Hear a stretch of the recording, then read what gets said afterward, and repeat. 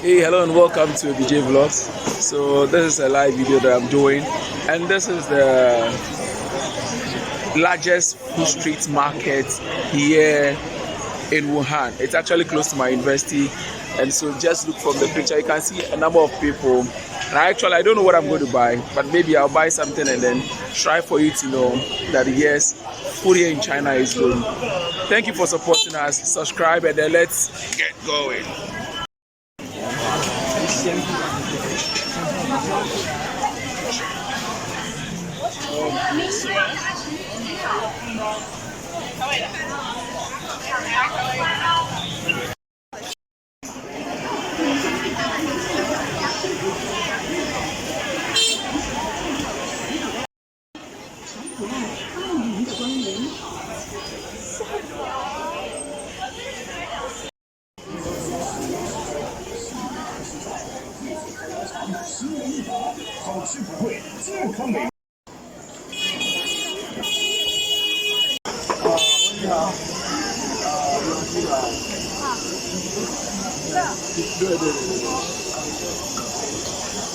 So I actually want to settle for this noodles, and this one is typical. It's a street food, okay. So I just want to try it.